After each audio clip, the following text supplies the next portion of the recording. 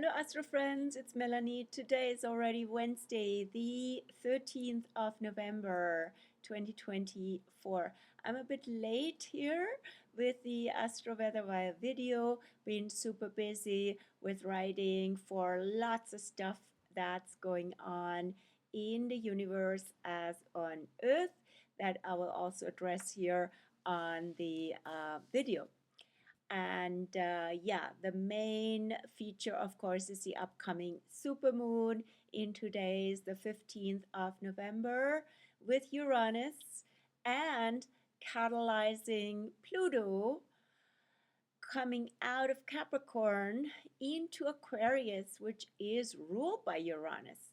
Plus, Saturn will also change direction from retrograde, where it's been in retro motion since end of June, to going forward again on the same day, 7 hours before the supermoon. So there's a lot of interlinking themes around a Capricorn via Pluto still there, and even Venus in Capricorn, and then Saturn, the ruler of Capricorn, Pluto as the ruler of Scorpio, while we're at the end of Scorpio season, and Aquarius, where Pluto is going into, and that's ruled by Uranus, which comes with the supermoon. That sounds like a whirlwind of crazy connections, but yeah, you get the idea, right? So it's a lot about endings actually of a whole era, of a whole ways of operating systems in the world and in ourselves, programs and conditionings, and a transformation, right? Pluto and Scorpio, and liberation with Uranus and entering into Aquarius. So Aquarius is a lot about systems, it's about community, it's about collaboration and networks, right? So we are entering in that. We need to come into our empowered, shared, free humanity, right? As we are exiting these old empires, as I keep saying, with Pluto in Capricorn. They have shown their shadow of abuse, exploitation, and control, and so on. We're not going back into these dense energies and vibrations. We're coming into more light, into more lightness, and we are downloading the light and embodying it and anchoring it with Uranus in Taurus being catalyzed by the supermoon. So there's a lot going on, clearly, right? But in a way, that's what it all comes down to. What's going on this week specifically? Venus is now in Capricorn also since 11/11 until December 6th. So Venus, in a way, escorts Pluto out of Capricorn, while also grounding us in rock solid love, and also love and attraction for traditions, for everything that is has to do with lived and experienced wisdom, elders, ancestors, and also our own life experience, maturity, right? So we want to carry the Capricorn energy over to Aquarius, not toss it all out, just transform and transmute the shadow. And so there are lots of resources we have gathered, and they have from the Capricorn side, right? So they, and also our soul work wants to be shared out and contributed. That's very much the transition from Capricorn Aquarius. I also call the cusp Prometheus point. Who's Prometheus? A mythological archetype in Greek mythology, who brought the fire, the light, the spirit of the gods to humanity. He was punished for that, yet he was also eventually released from the rock.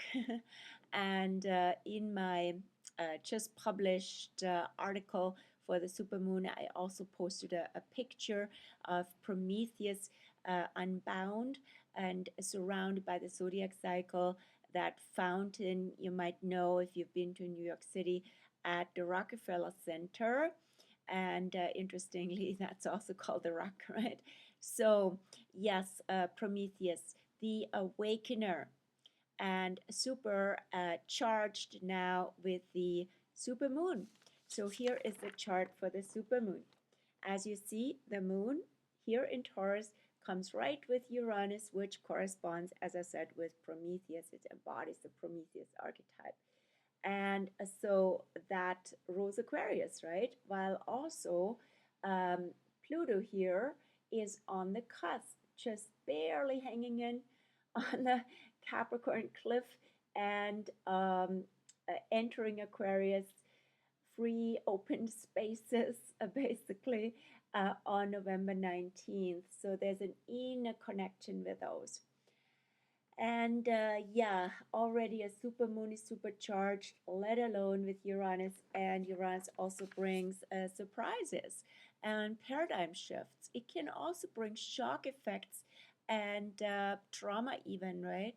And storms. It is the archetype also in our birth process and in any transition into a new, a completely new ways of being, where the umbilical cord is cut, where also the coming out of the cocoon, right?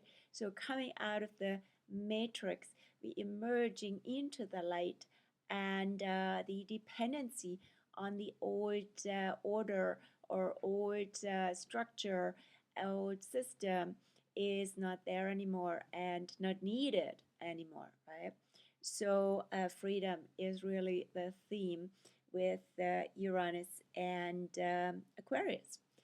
Then yes, Venus in Capricorn now. Also, what we're having currently is Mercury in Sagittarius, where it'll be for a long time until early January. I believe it's January 5th or 6th, where Mercury goes into Capricorn on January 8th. And why will Mercury be so long in Sagittarius? Because going retro on November 25th until December 15th. And currently, Mercury has just come out of the square with Saturn, with stationary Saturn. How does that look like? Here is Mercury in Sagittarius, already penciled in this loop here, or Mercury goes forward a little bit more till about 21 degrees and then backwards and forward again. So it has just now on, when was that, November 12th, squared Saturn. The Saturn square is still in the field of the supermoon. You can see that square alignment, pretty much mid-Sag to mid-Pisces, especially since Saturn's also stationary. And that one will even come again more than once. It comes back on December 6th, I believe, and December 26th. So the first recurrent one will be while Mercury is retro. The second one will be at the integration phase where Mercury is direct again. And so that's an important dynamic as well. This has a lot to do with stories, beliefs, and their energy, right? So Sagittarius and Mercury in Sagittarius is also a storyteller, is ideally inspiring and from the heart, but can be also sort of on a certain trajectory of ideology even, right? And belief and truth, right? This is the truth and the only truth. And that can be basically just a perception, right? So, and can also have to do with the influence we've been exposed to. And that would be also Piscean, right? So Saturn in Pisces also helps us, coaches us to have good boundaries towards not so conducive and even toxic and confusing influences that can pull us in, that can be very alluring and addictive, and that can totally have to do with the media. And the media also, of course, control the narrative. That's very Pisces and Sag in combination. Mercury has just squared it for the first time, so that is basically the first impulse happened here just post US elections. And there's been quite the fallout of that regarding where is this going and what do we believe about all this, right? So, to be processed with Mercury retrograde. Mercury also in Sag touches the ascendant of the United States chart at 1212 Sag 3 times, already has for the first time. That would have happened just around the elections, and then that comes back. And this whole process, I don't have the dates here handy, but you get the idea, right? So it comes back throughout December to really see where is this new trajectory here going. And even the square with Saturn comes back, right? So that also has to do with, as I said, protection from influences that are, yeah, overwhelming, addictive, chaotic, and confusing. And at the same time, also, yeah, letting go, right? Letting go of old Pisces age dynamics, which I keep saying for Saturn in Pisces also. We're phasing out of the Pisces age that has been also characterized by codependencies of roles uh, in terms of victims, perpetrators, and saviors. I'm not saying this is not legitimate and has really happened. Victims of abuse, of exploitation, of wars, and so on. Very, very real and really requiring our compassion and support. But I don't support, or we don't need to support all this artificial, weakening and disempowering experience of being the victim and then needing a savior or projecting onto a perpetrator, right? So this is very old school, and we are moving into the Aquarius age where all these dependencies and subordinations don't count anymore, where we are really freer. So, what could bring us out of this Piscean dynamic and also into more freedom, into more light, into a lighter experience, not so heavy and overwhelming. So, what else is going on in the atmosphere? As I said, yes, Saturn goes direct with the supermoon right there. So there's of course the question: where is it going? Where is everything going here in the great unknown? It's pretty confusing in terms of the state of the world, politically, societally, and so on. And at the same time, it's a spiritual initiation. As always, initiations with Saturn happen not easy but important. And the spiritual side, of course, comes in with Pisces. And that can have to do with, again, customized to ourselves. So, just a few ideas would be really challenges to letting go, or also, yeah, surrendering to the flow rather than being in control, and stuff like that, right? So allowing certain vibrations to leave us, and opening up also to what wants to come in and is more conducive, more compatible, lighter, and more joyful, better vibrations, right? And so, yeah, Saturn turning around now and will go forward in forward motion until July 12th. and will even for the first time enter Aries next year. And that's gonna be in June. Okay, what are all the data here, right? That's so Saturn will go for the first time next summer into Aries, and then once more back in September over the next winter till Valentine's 2026 into Pisces, and then fully into Aries. So that is another indicator that we are leaving the Pisces age and we are opening up and emerging, I should say, into a new era. From a Saturn perspective, also from the Neptune perspective, which also next year, the next 2 years, 2025, 26, will be in transition from Pisces to Aries. And Saturn and Neptune will come together. They only do that every about 36, 37 years on the first degrees of Aries. So quite a few markers, and there's more. Just don't want to overwhelm you. But for today, it's basically the Pluto effect next week, and I will certainly do another video with that focus and main feature. And of course, this week the supermoon, as I said, right, in 2 days. Then what else do we have? More news from Mercury. Mercury in Sag will not only square Saturn, but also go into opposition with Jupiter in Gemini, retrograde at this point.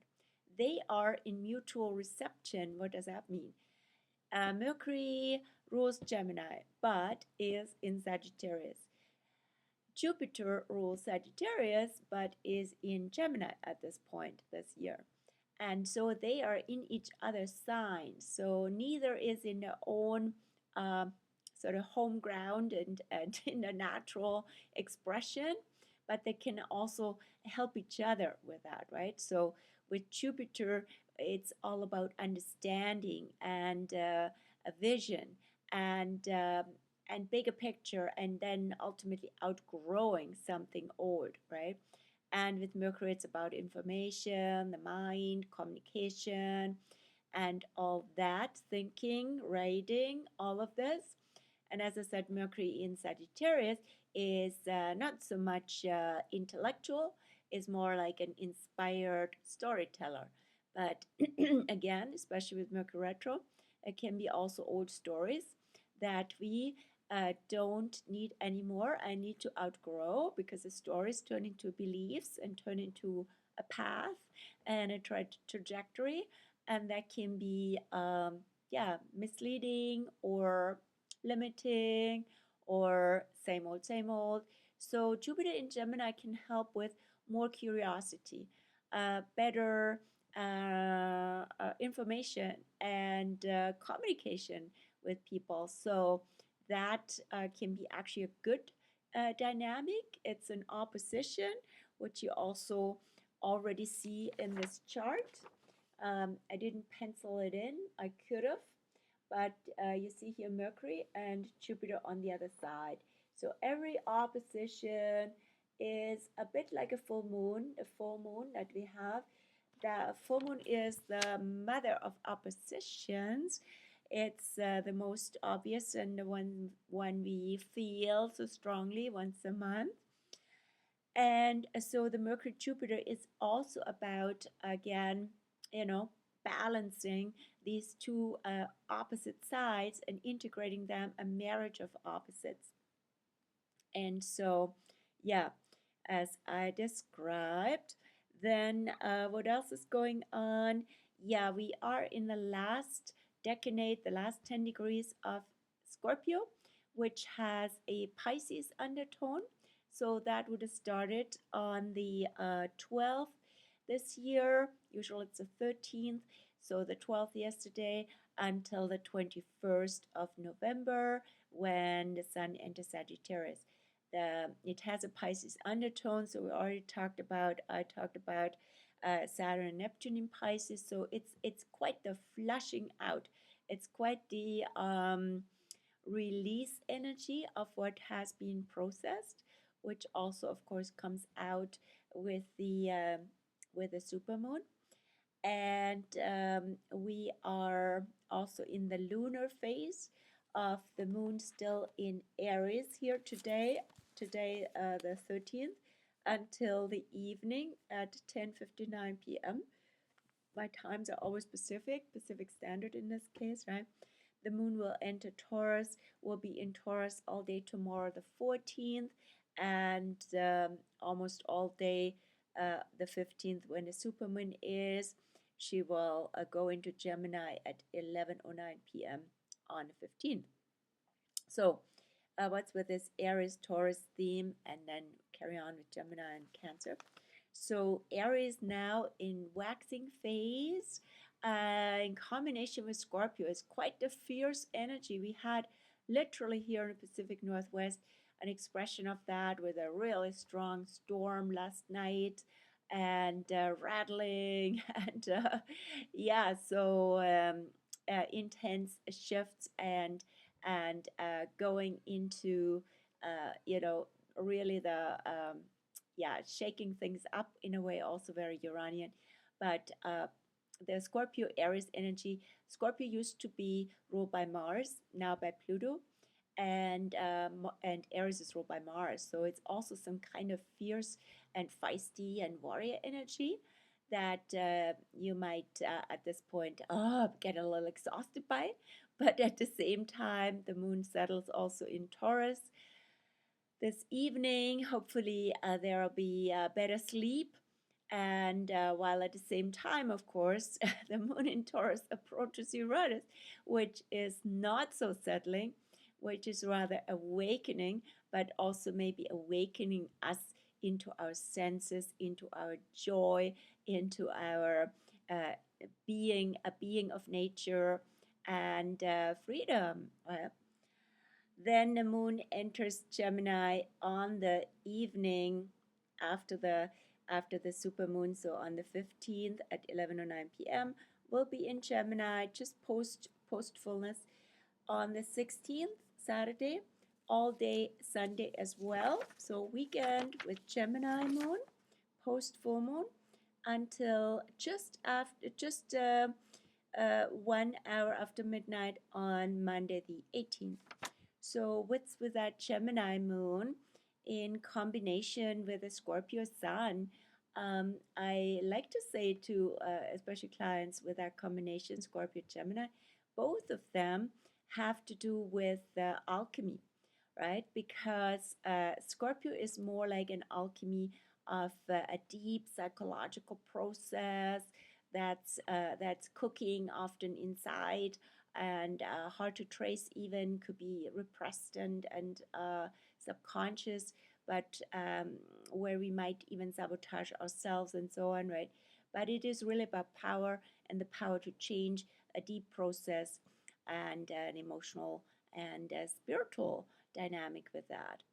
And that also actually comes out in the Sabian symbol of the full moon. So it has to do with conversion experiences, in fact, right? And then Gemini is also an alchemist, but on a lighter level, on a more like butterfly level. So it is an energy of alchemizing dualities, right? You have the masculine, feminine is basically the key of the duality, or the model of dualities, and you have this and that, day and night, and so on. So to bring those even just into dialogue, which will also Gemini, and into a bringing them so together in a way that creates a synthesis. So you have thesis, antithesis in rhetoric context, and synthesis. So there's this and that, and what is basically the effect of hearing both sides, right? And how can we bring learn from that as well, right? So there's a alchemy effect with the Gemini and Scorpio dynamic on the weekend, and then the moon will be in Cancer on Monday all day pretty much, and Tuesday next week, 18th, 19th, we're talking about, until the morning of the 20th. So the rest of this Astro Week with Moon in Cancer and post full and Sun in Scorpio, very watery, while there's also Pisces going on with Saturn and Neptune, right? So it'll be basically not exactly, but yeah, pretty much on the 20th, a grand water trine. Very beautiful energy. Definitely, it's like an energy of spa, I should say, right?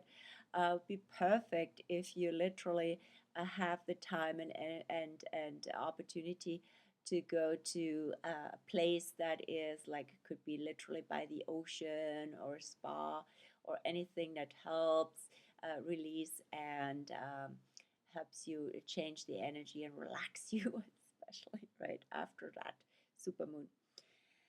Yeah, so that's it for now, and you hear from me again next week, early next week, hopefully earlier than this time, for the entry of Pluto into Aquarius on the 19th of November. And Pluto, as we know, will be for almost 20 years in Aquarius, 20, 43, 44. So it is a big deal, but also it's been in the making in the last years, 2 years, right? 2023, 24. Pluto has already grazed on the Aquarius cusp and now fully enters.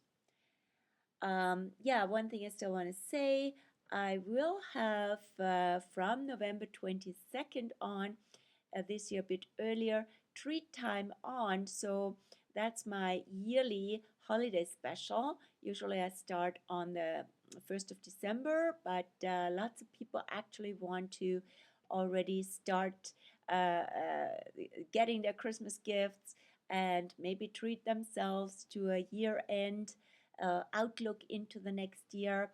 So sessions, all sessions are discounted, and you see more about that on my Facebook page, which I also link below, and in the newsletter that I'm about to write. And if you'd like to be on the newsletter and receive that via email, just shoot me a message. I'll put my email address here below. Then you got everything together in the writing and links to everything, so very comprehensive. And that's it. So I wish you a beautiful week and Friday, especially for the supermoon, and then weekend to come with lots of magical alchemical effects of this Uranian game changer, liberator, awakener energy. Okay, I wish you well. Take care. Bye.